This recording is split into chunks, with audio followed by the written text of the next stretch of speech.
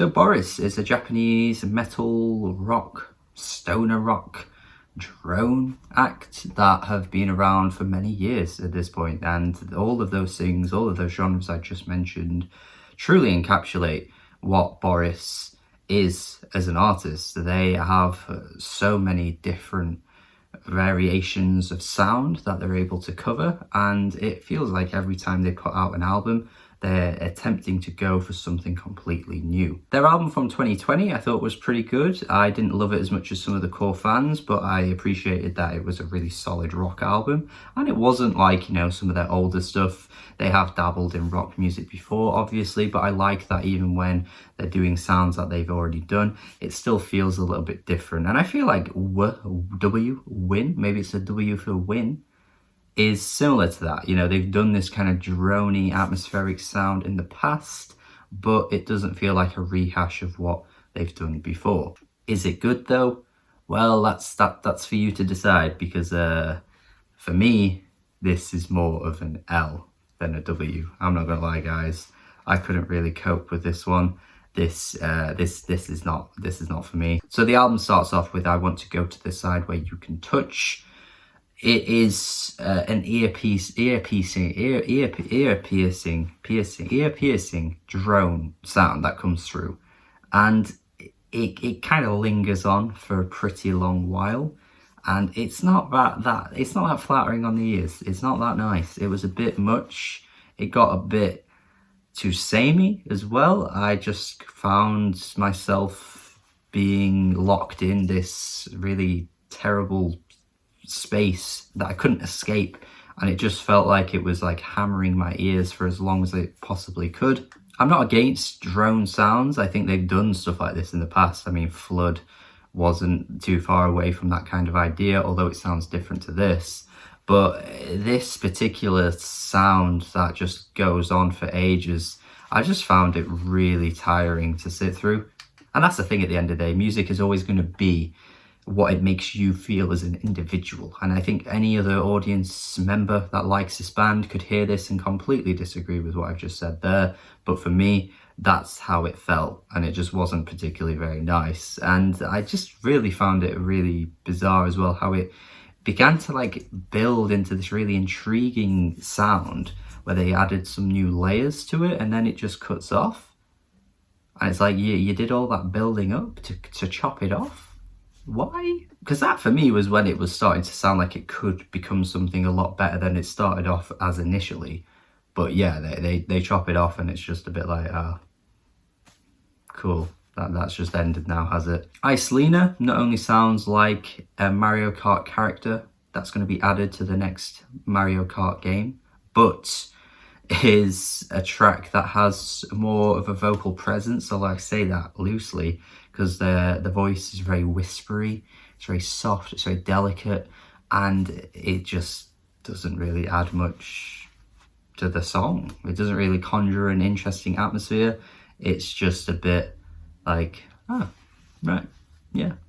Death by Numbers though creates a bit more of a strange, like, horror thriller atmosphere with the vocals. They come through in a bit more of a creepy, strange manner that I think could go down really well for some people, but for me it just sounded really cringe. Like, it sounded a bit like, you know, you go into like a pantomime and there's like a villain that just has a bit of like a witchy kind of vibe, and they're like, ew, take this apple, will you? And it just reminded me more like that than actually creating a feeling inside me that made me feel scared. Like, it just didn't do that at all. Maybe it wasn't trying to achieve that, but I don't know what else you'd be trying to achieve with this kind of vocal approach. I don't know.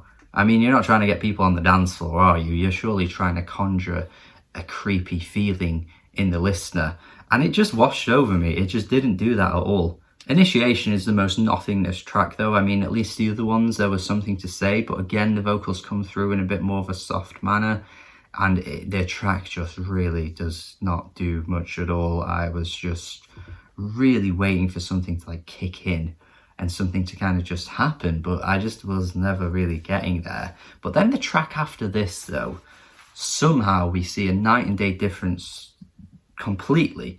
compared to what we've seen across the album so far.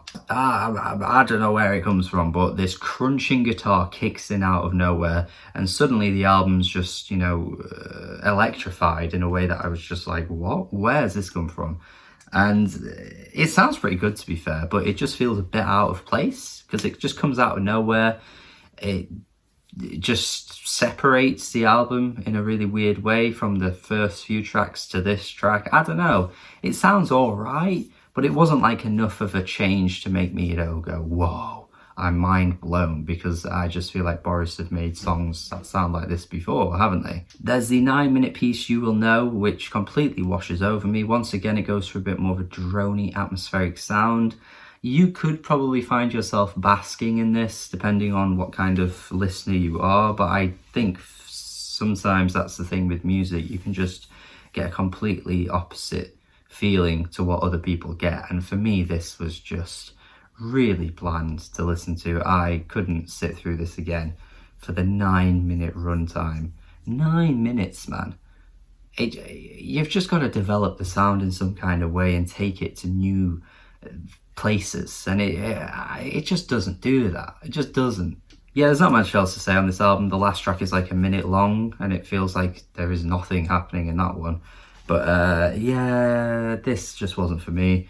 I like Boris. I still find it interesting that they would take the directions that they took on this album, but as an overall listening experience for me as an individual, for me personally, this was pretty bad. Like, this was bad, to be honest. I couldn't muster up much positive to say with this. I gotta go 4 out of 10. I gotta be honest, guys, I did not like this, but I think this could split fans. I feel like this could be one that fans, you know, as cliche as it is to say, fans could absolutely love, or fans could absolutely not like.